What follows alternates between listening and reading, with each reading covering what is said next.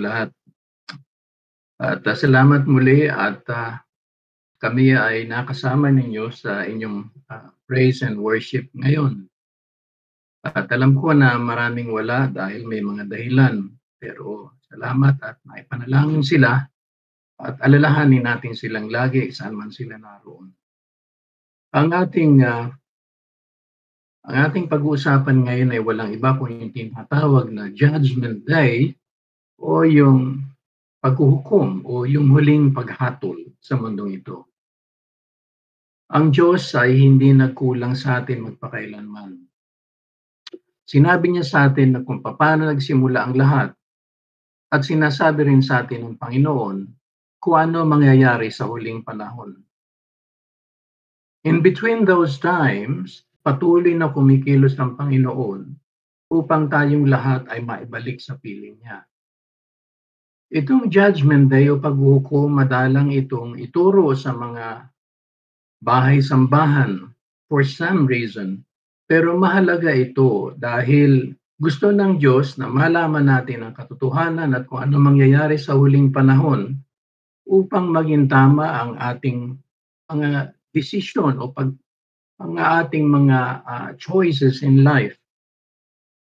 Gusto ng Panginoon na huwag tayong mapunta rito, kaya ito ay isinulat para malaman natin. Kaya ngayon, ito ang ating pag-uusapan. Gusto ko sa inyong ibahagi ito dahil sa nakikita nating panahon ngayon, ito ayon sa banal na aklat ay mga palatandaan sa nangyayari sa mundong ito, mga gera, patayan, kaguluhan. Ang lahat ng ito ay palatandaan na malapit nang bumalik ang Panginoong Hesus. Pero ganun pa man, after that, then Judgment Day will come. So ngayon, kailangan natin din itong pag-usapan. Gusto tayong paalalahanin ng Panginoon upang maging handa tayo. May mga bahagi rito na nabanggit ko na sa mga nakaraan nating mga messages, mga sermon natin. Pero ngayon, gusto kong ituon ang ating isip, ang ating puso dito sa Judgment Day o paghuhukom. At umaasa ako na ito ay wag nating baliwalain, ibigay natin ang ating full attention and full concentration dito sa ipapahayag sa atin ang salita ng Diyos. Ang buong mundo ngayon ay punong-puno ng mga tao na namumuhay na akala mo sila ay walang kasalanan. Namumuhay sila na parang walang Diyos. Nasabi ko ito dahil kung sila ay naniniwalang may Diyos, hindi nila gagawin o hindi sila mamumuhay ng ginagawa nilang pamumuhay sa ngayon. Sila ay namumuhay na parang hindi haharap sa pagsahukuman ng Diyos. Lahat ay umaasa na pag natapos ang buhay na ito, silang lahat ay pupunta sa langit. Yung iba tumitingala pa sa langit kapag meron silang mga mahal sa buhay na pumapanaw.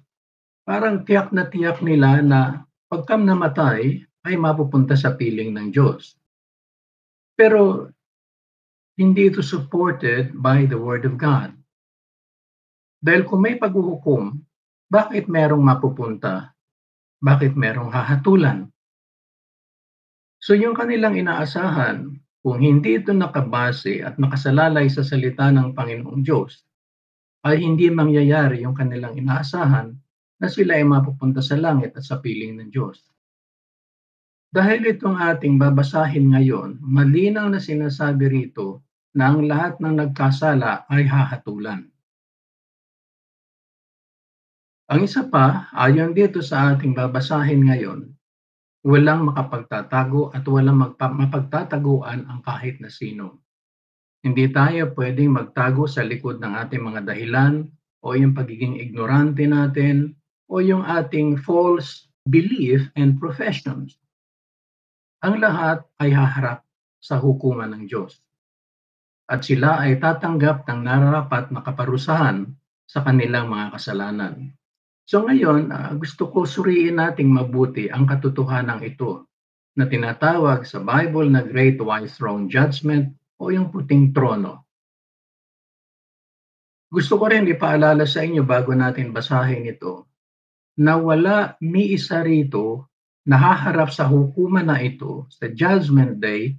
Not a single born-again Christian will appear before this judgment. Itong judgment na ito para lamang ito doon sa tumangging magpaligtas at sa mga tao na ipinagkaila sa Jesucristo na tanging pag-asa nila bilang kanilang kaligtasan. So tingnan po natin, basahin muna natin yung ating passage at tapos susuriin natin verse by verse. Ano po? Ito ang pinakamagandang pag-aaral ng salita ng Diyos. So basahin muna po natin. Revelation chapter 20 verses 11 to 15. Ang sabi dito, "Then I saw a great white throne and him who was seated on it." Tandaan po natin, ang sumulat nito ay si Apostle John at ito ang ibinigay sa kanyang vision o pangitain na mangyayari sa paghuhukom. Ang sabi, "The earth and the heavens fled from his presence and there was no place for them. And I saw the dead, great and small, standing before the throne, and books were opened. Another book was opened, which is the book of life. The dead were judged according to what they have done, as recorded in the books. The sea gave up the dead that were in it, and death and Hades gave up the dead that were in them. And each person was judged according to what they had done.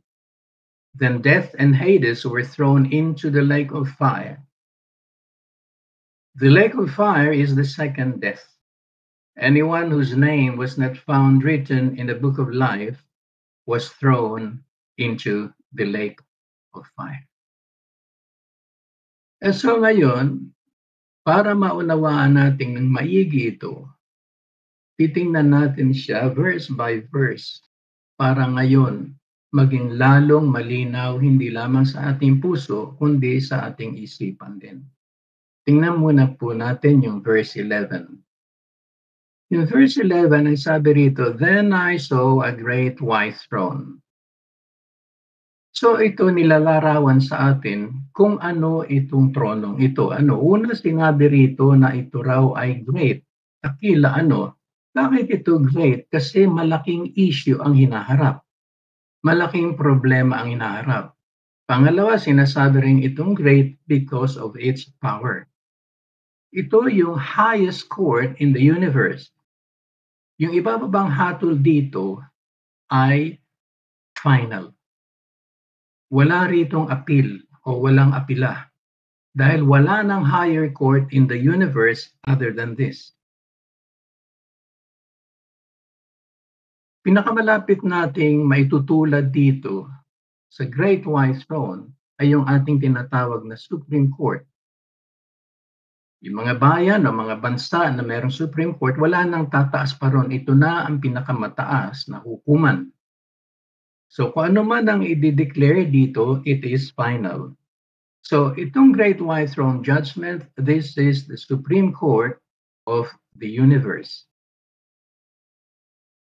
Nilarawan din sa atin na ito daw ay puti. Puti ito sapagkat ang lahat ng ibababang hatol dito ay perfect and pure. Lahat ng ating human courts o mga hukuman dito, alam natin may corruption, may prejudice, may mga pagkakamali. Pero ang korting ito, on the other hand, is absolutely perfect. At ang ibababang hatol dito ay laging fair and righteous. Yung uupo ritong hukom ay perfect and pure. Wala siyang bahid na anumang kasalanan, walang prejudice. Ang ibababa niya rito ay perfect righteousness and fairness judgment. Sa araw na ito, walang may isang tao na sisigaw na unfair o hindi tama ang hatol. Ang bawat makasalanang tao na hahatulan dito, alam nila na tama lamang silang hatulan dahil sa kanilang mga kasalanan. Ngayon, sa verse 11, sinabi rin dito na him who was seated on it. Hindi rito binanggit kung sino ang magiging hukom. Pero alam natin sa ibang bahagi ng banal na aklat kung sino ang magiging hukom sa araw na ito. Sa John chapter 5, verse 22 and 27, ito ang sabi, "Moreover, the Father judges no one, but has entrusted all judgment to the Son." So verse 27, ang sabi, "And he has given him authority to judge because he is the Son of Man."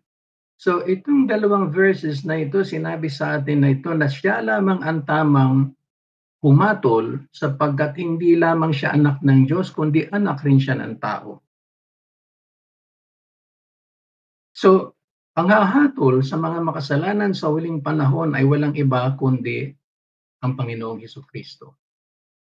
He will be the judge and sentencer on that day. Isa pa, sa Acts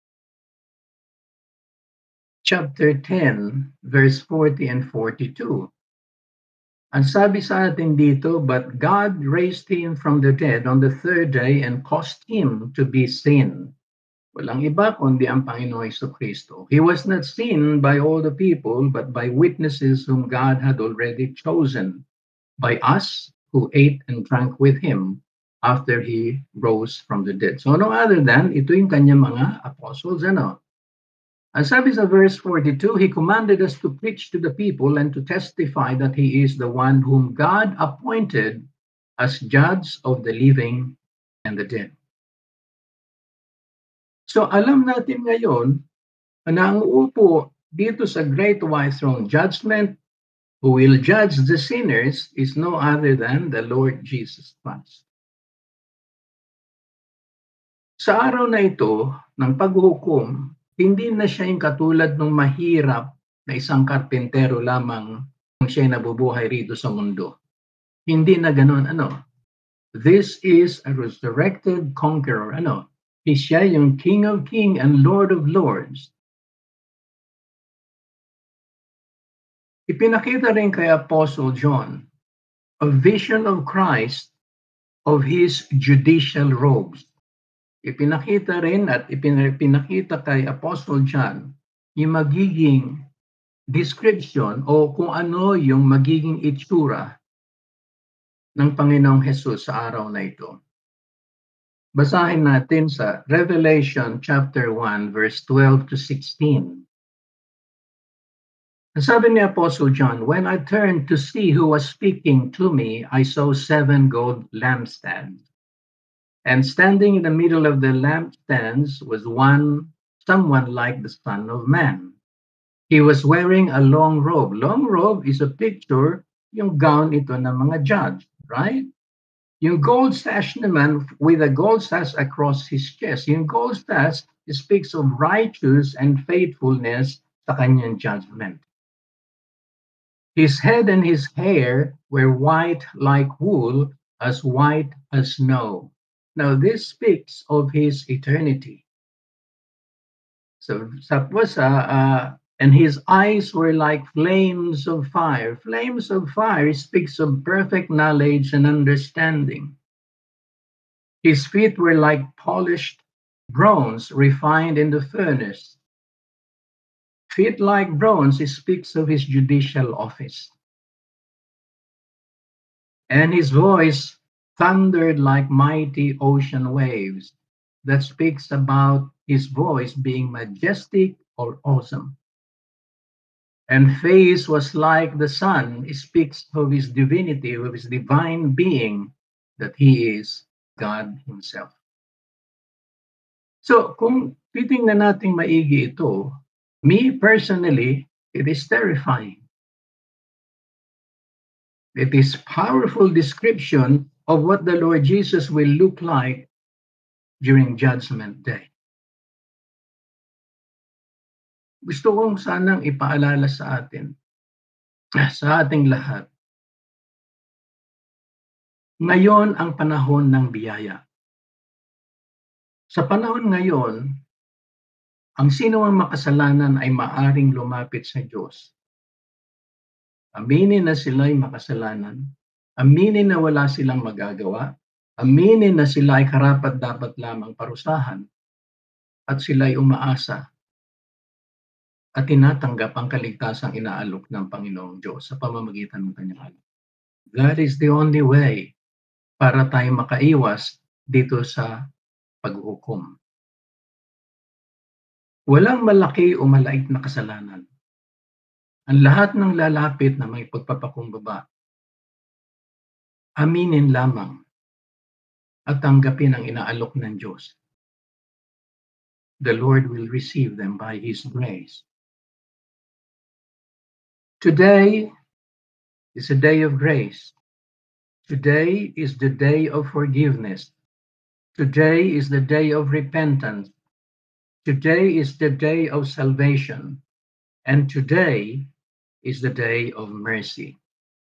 Sinabi ko ito sapagkat on Judgment Day, there will be no more grace, no more mercy, only judgment from this great white throne and from the Lord Jesus Christ as the judge.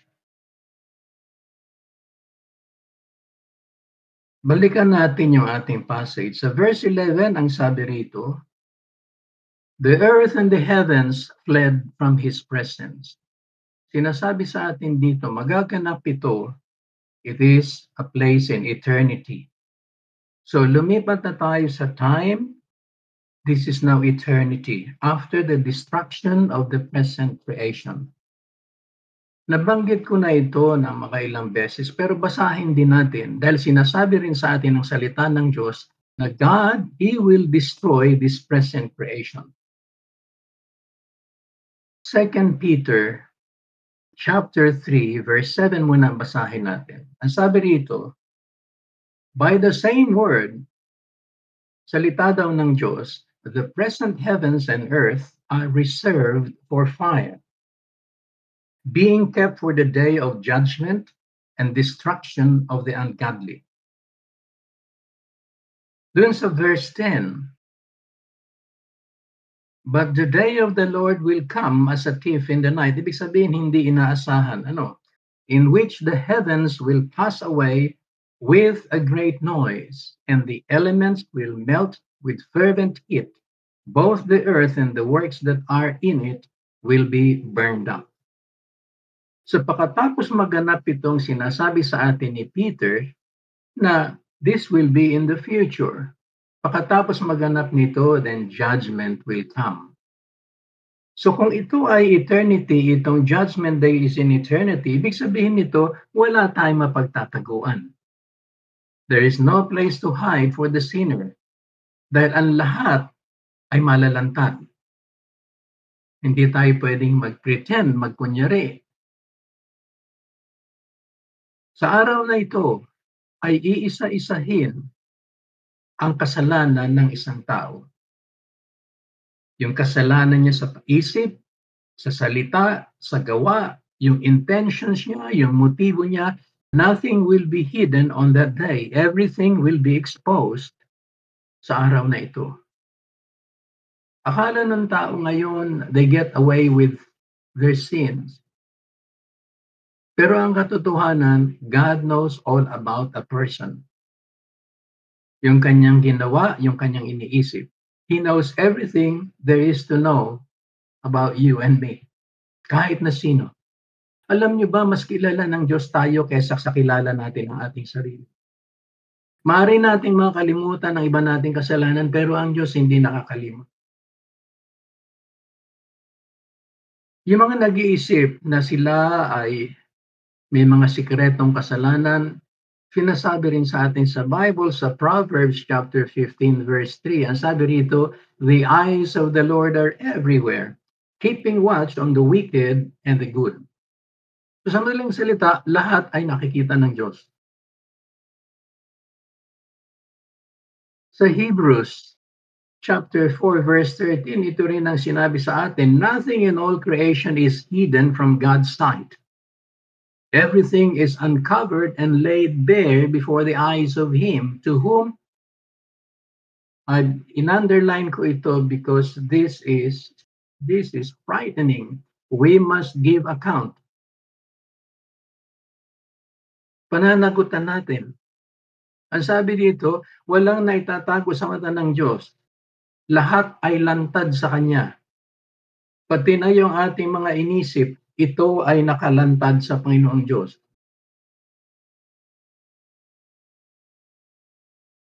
So walang makapagtatago, walang makapagkakaila.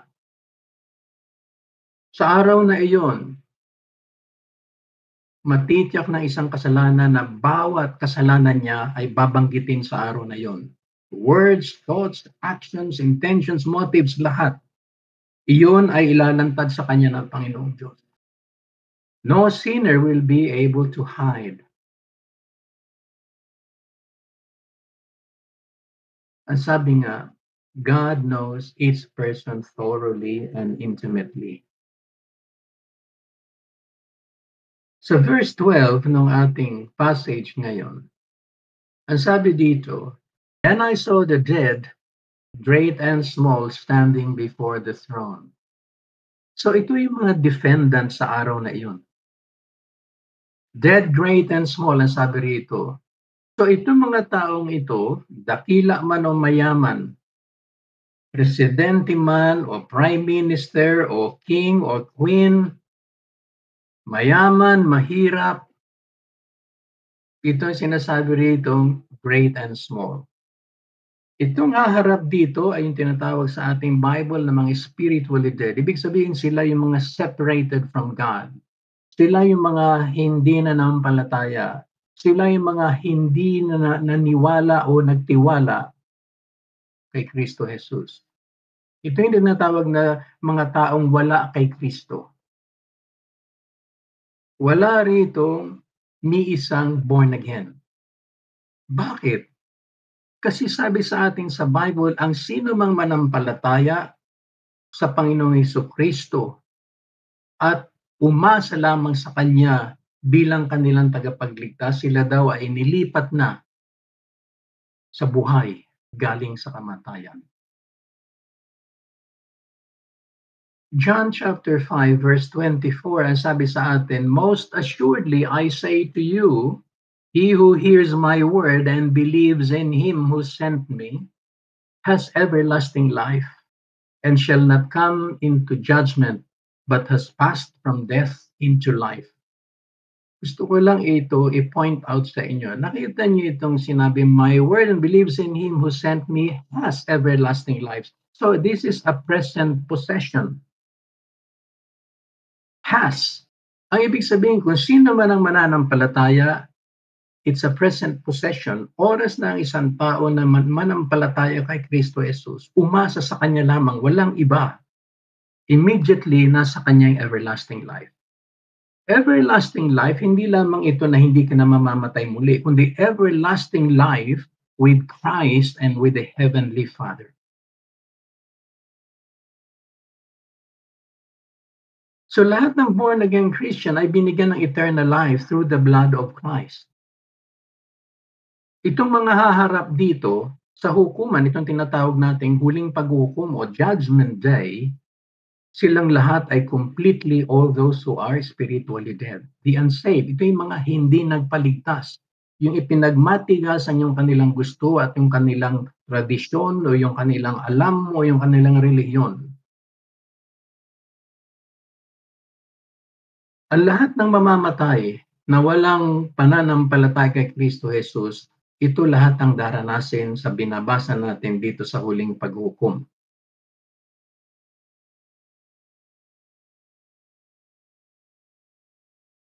Lahat sila ay bubuhayin muli at sila ay hahatulan. Every person who dies without Christ will face Him sa judgment day.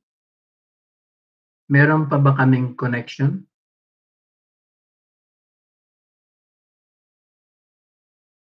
Okay, so sana huwag tayong makasama rito. Ayaw ng Diyos na tayo maging bahagi nito, kaya kailangan pag-isipan nating maigi. Ituloy natin dun sa ating passage. Sa verse 12,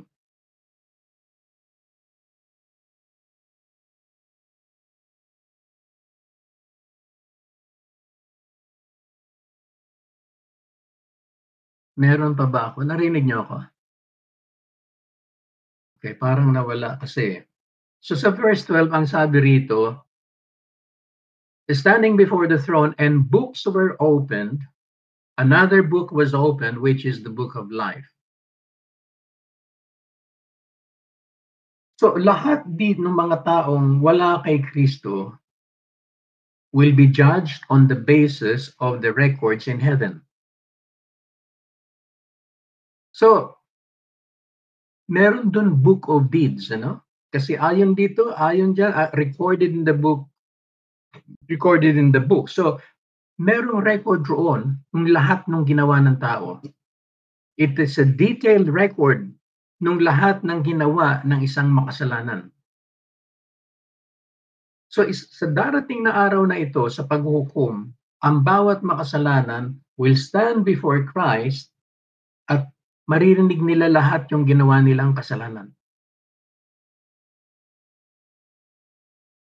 Lahat. Every sin will be accounted for. Pananagutan ang lahat.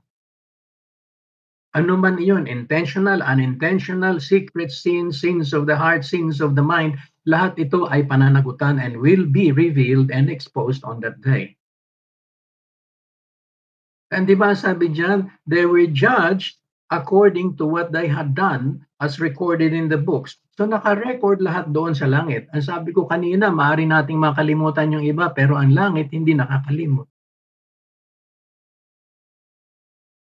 Dalawa lamang ang maaari nating gawin. We can stand before Christ on that day based on our record, o humarap tayo doon based on Christ's record.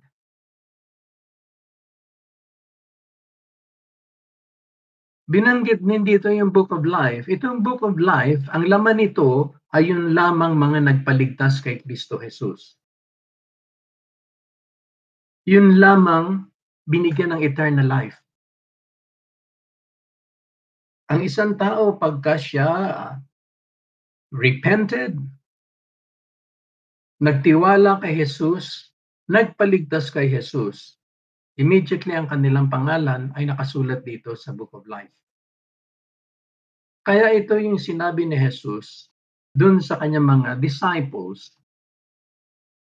Yung 70 disciples na sinugo ni Kristo, nung siya'y naririto sa mission trip, bumalik sila ay nagsasaya, they were rejoicing dahil nagtagumpay sila sa kanilang misyon. Ito ang sabi ni Jesus sa kanyang mga disciples nung bumalik. Luke chapter 10 verse 19 to 20. I have given you authority to trample on snakes and scorpions and to overcome all the power of the enemy. Nothing will harm you. So meron silang immunity, meron silang protection. Ang sabi ni Jesus sa verse 20, however, do not rejoice that the spirits submit to you, but rejoice that your names are written in heaven. Bakit written in heaven? Because they trusted the Lord Jesus Christ and committed their life to Him as their Savior. So dito sa Book of Life, ang nakasulat dito ay yung mga nagpaligtas lamang. Yung lahat ng nakay Kristo. Those who are in Christ. So itong dalawang book na ito, Book of Deeds and Book of Life, will match. Obviously, yung mga kasalanang nakasulat dun sa Book of Deeds will not appear dito sa Book of Life. Those books will agree.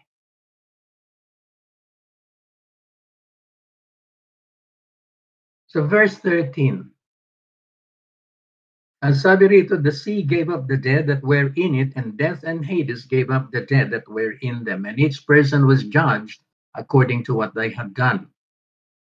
So ang sabi rito, bubuhayin muli, Saan man ang tao namatay? Namatay siya sa dagat,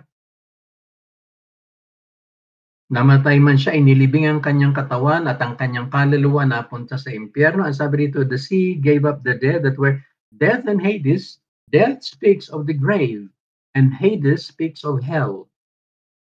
Ibig sabihin, tatawagin muli ng Panginoong Diyos yung katawan at yung kanyang kaluluwa at spirito. At ito ay hahatulan ng Diyos.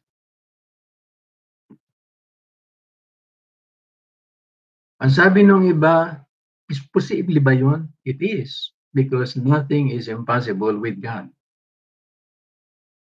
So yung kanilang body, soul, and spirit will be reunited para hatulan ng Panginoong Hesukristo.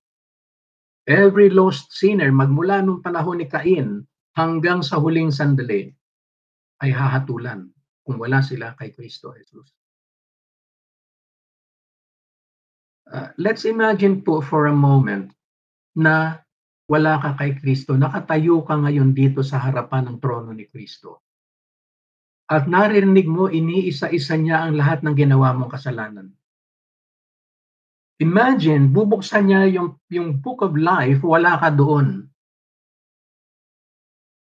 Parang fantasy, parang panaginip, but I don't think so. I don't think so. It will be a dreadful day on that day.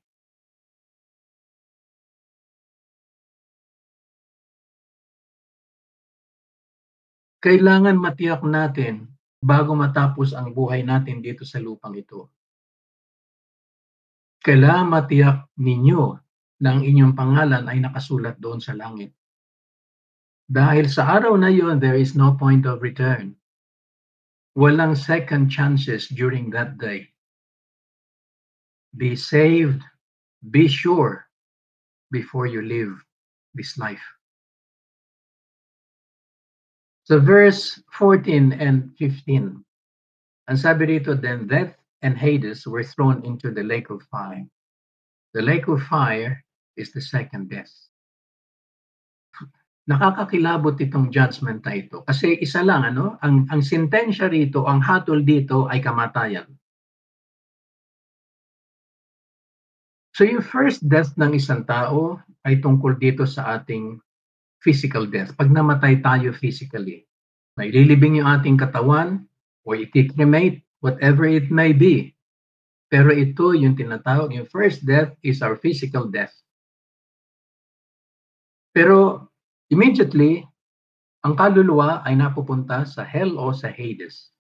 Yung second death, ito ang binabanggit sa atin dito, wherein a sinner will be separated from God forever and ever in the lake of fire.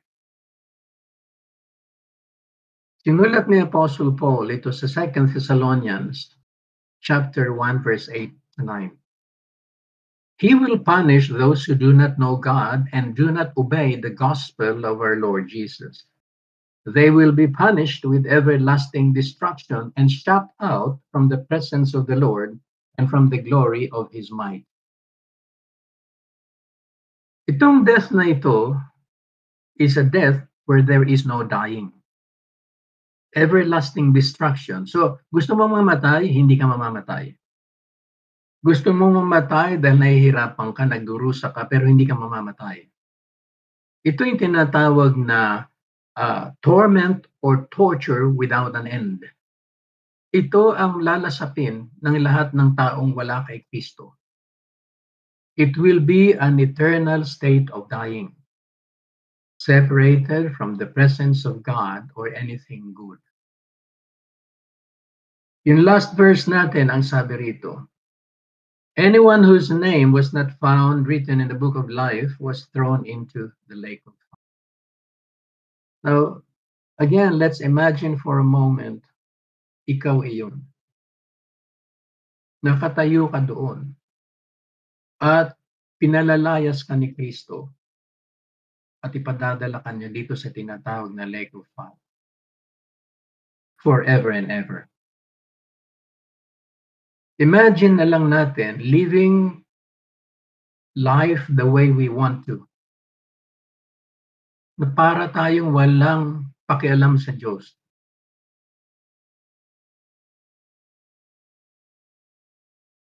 Samantalang ang Diyos ay naghihintay sa bawat isa upang lumapit na may pagpapakumbaba, upang magpaligtas, Talikuran yung kanyang alam, talikuran ng isang tao kung ano man yung kanyang ipinagmamalaki at lumapit na may pagpapakumbaba kay Kristo Jesus at magpaligtas. Sapagkat sinasabi ng Diyos, ito ang kahihinatnan ng bawat isa na nagmamatigas sa Diyos. Ang ibababang hatol dito ay irreversible, final and forever.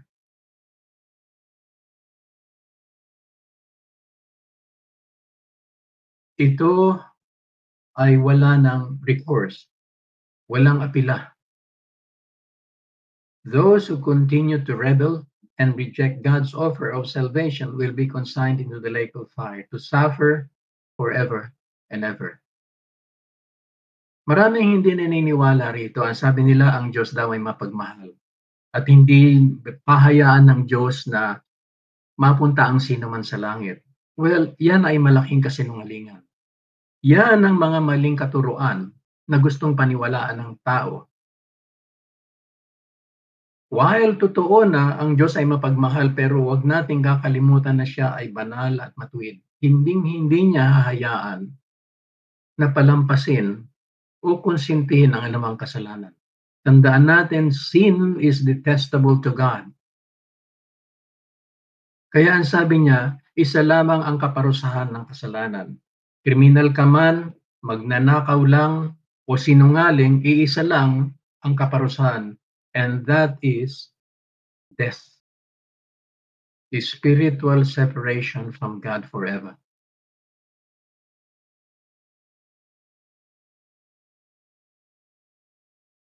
Isang malaking kahangalan kung tatanggihan ng isang tao yung inaalok ng Diyos na libreng kaligtasan. Ito lamang ang maaaring mag-acquit sa atin o magligtas sa atin. Jesus Christ alone can wipe our sins. Siya rin ang maaaring magligtas sa atin sa impyerno tinatawag nating lake of fire na ito. Isang hangal ng isang tao kung siya ay aabot sa ganitong kalagayan. Avoidable ito. Pinagkakalooban ng Diyos ang tao ng paraan para hindi siya mapunta rito. Any sinner who is willing to repent and turn to Jesus alone by faith can be eternally saved. The blood of the Lord Jesus Christ, kung saan natin sinelebrate kanina, is sufficient to saving any sinner. Yung grace ng Panginoon is sufficient for every sinner who will come by faith. Sana huwag nating tanggihan ang inaalok sa atin ng Panginoong Diyos. Ito ay libre, walang kondisyon. I think itong ating binasa ngayon is the most terrible and horrible event in the scriptures. Isipin na lang natin yung mga taong mapupunta rito. Habang panahong naghihirap, nahiwalay sa Diyos. Parang panaginip, pero this is true. Because God never lies. Hindi magsisinungaling ang Diyos magpakailanman. Kaya kung tayo ay nagdadalawang isip, ang payo ko, huwag. Huwag. Tanggapin natin ang alok ng Diyos. You need to be saved today, not tomorrow. Not next week. Today, hindi natin alam ang bukas. Ito lamang ang tanging paraan para wag tayong umabot dito sa paghuhukom na ito. At hindi tayo mapahiwalay ng habang panahon sa Panginoong Diyos. Ngayon, doon naman sa mga ligtas na, maging masipag sana tayo na ibahagi ang pagmamahal ng Diyos. Maging masipag tayo na sabihin sa kanila kung gaano ang pagmamahal sa atin ng Diyos. Ipagmalaki natin yung kaligtasan na na-enjoy natin ngayon. Huwag nating sarilinin ito. Kawawa ang mapupunta rito sa impyerno. Tandaan natin, it is everlasting suffering. Ang sabi, everlasting destruction. Sana it inspires us and motivates us to share itong nai-enjoy ng salvation ng mga ligtas na. Huwag nating hayaan na tayo lang ang may alam, tayo lang ang nagre-rejoice. Ibahagi natin sa lahat sapagkat ito ang puso ng Diyos sa bawat isa. Muli dun sa nagdadalawang isip, ang payo ko sa inyo, tanggapin natin na may pagpapakumbaba.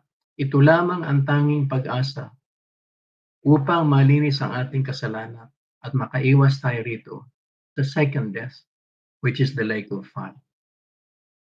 Pagpalain nawa ang mga ipinahayag sa atin ng Diyos ngayon. Sana ito ay magbigay ng linaw at liwanag sa puso ng bawat isa. At sana maging tama ang ating decision, yung ating choices in life. Remember, this life will end one day. It could be tonight, it could be later, it could be tomorrow. But make sure that before you leave this world, that you are in Christ. Otherwise, you are in big trouble, very big trouble. God bless you all. Amen. Amen.